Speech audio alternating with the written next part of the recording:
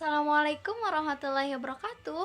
Hai guys, kali ini aku akan membahas salah satu jurnal mengenai cara membangun tradisi entrepreneurship pada masyarakat. Jangan lupa like, comment, and subscribe ya. Dalam penelitian ini menggunakan metode kajian pustaka untuk membahas topik yang dikaji. Sumber-sumbernya yaitu berasal dari buku, hasil penelitian, jurnal, atau artikel ilmiah lainnya. Istilah entrepreneur pertama kali dikemukakan oleh Richard Cantillon pada tahun 1755 pada saat melakukan penelitian tentang IQ entrepreneur.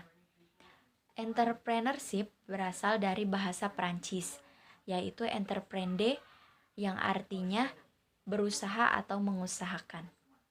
Entrepreneurship atau entrepreneur merupakan faktor produksi aktif dalam menggerakkan dan memanfaatkan sumber daya alam, modal, dan sehingga dapat menciptakan kekayaan dan kemakmuran suatu masyarakat melalui penciptaan lapangan pekerjaan, penghasilan, dan produk yang diperlukan masyarakat.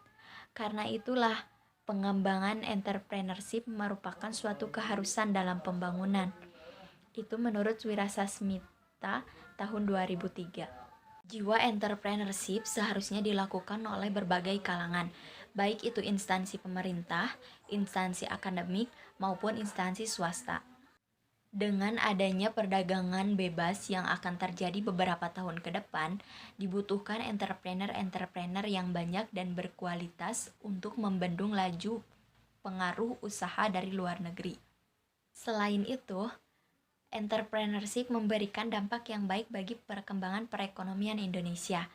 Semakin banyak entrepreneur, maka semakin kuatlah daya tahan benturan terhadap krisis ekonomi.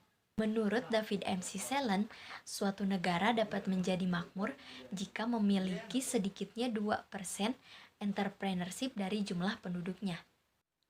Menteri Koperasi dan Usaha Kecil Menengah, Anak Agung Gede Ngurah Puspayoga mengatakan, rasio entrepreneurship di Indonesia saat ini sudah meningkat menjadi 7% lebih dari total penduduknya.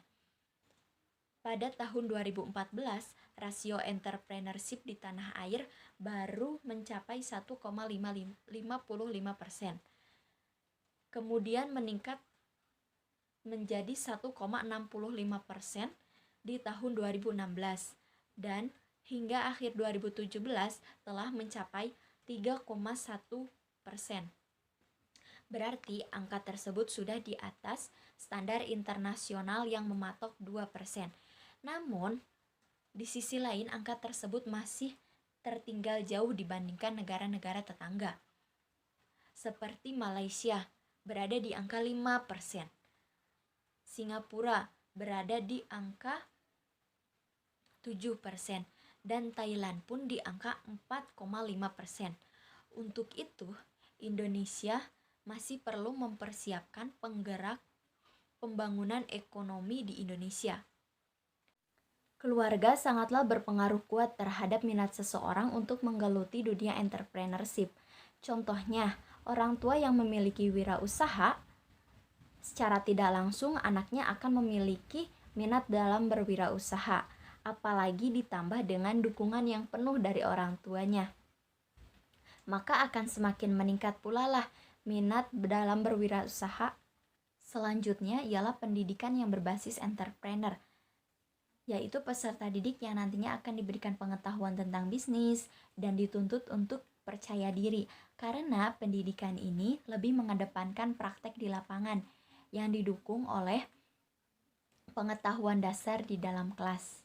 Terakhir adalah dukungan pemerintah dalam tradisi entrepreneur. Berbagai program telah pemerintah lakukan dalam menumbuh kembangkan entrepreneur-entrepreneur muda, seperti halnya seminar, pelatihan, kompetisi bisnis plan, penerapan kurikulum entrepreneur, hingga hibah pendanaan UMKM. Itulah review jurnal dari penelitian ini. Kurang lebihnya saya mohon maaf. Terima kasih. Wassalamualaikum warahmatullahi wabarakatuh.